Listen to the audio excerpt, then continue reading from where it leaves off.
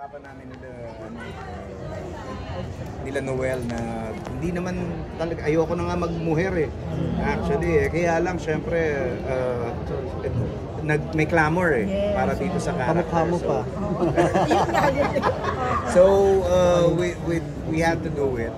Tapos kung feeling ko kung makakatulong to sa pag-create ng awareness sa totoong nangyayari sa issue ng nangyayari sa bansa natin, edi sige, by all means. Sir Bitoy, Sir Bitoy? Tanong ko man para marap sa'yo. Oh, natuwa ako syempre. Nakahinga ako ng maluwag.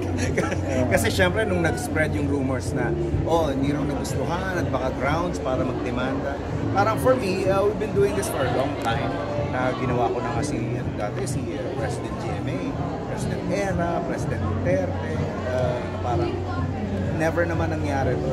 Kaya confident ako na hindi naman gagawin. And true enough, parang raw, mga fans, pangaraw sila ng bubble cans. Parang looking forward pa sila.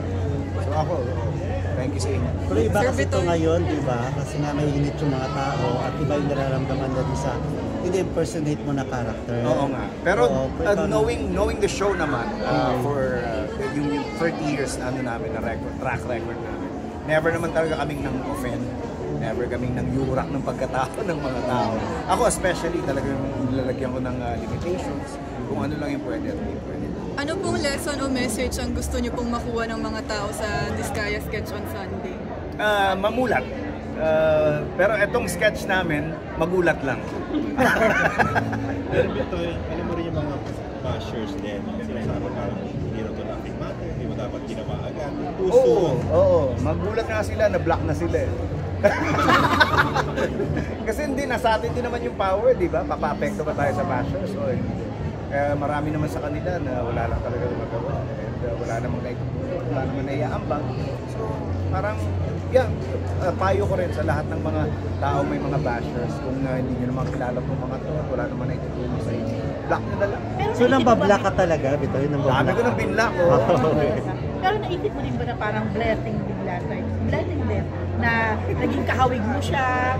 Depende, kung maaambunan tayo, Hindi, kung magagamit mo yung platform. Joke yun, ha? Magagamit mo in a way yung platform mo Yes. To raise awareness nga. Yes, kagaya nga nung sinabi ko kanina. Nakakatuwa rin na parang, sabi ko kay Lord at saka sa mga magulang ko, thank you for giving me this space. What will make this sketch successful? On a serious note, how do you feel about what's happening? At syempre hindi masaya kasi kami, loyal taxpayers kami ng asawa ko. Madalas nag-uusap kami about migrating sa ibang bansa. Ako palagi, di ba, alam mo yan, di ba? Sinasabi ko lagi, hindi, dito lang tayo kasi mahal ko yung bansa. Tapos hindi naman,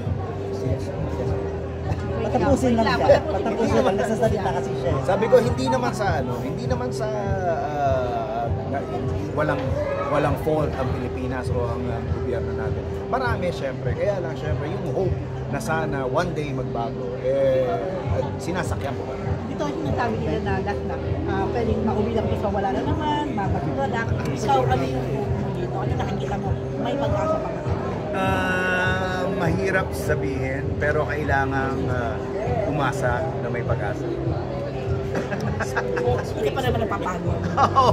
Ako hindi pa tumatanda lang, pero hindi pa naman napapagod. Tumatanda, pero minsan parang hindi na nga nagtatanda. Kaya invite ka sa Sunday. Ano bang pasabog niya? Anong name mo doon? Si Shala Dismaya. So, originally, one sketch, ginawa akong 3 for your viewing pleasure.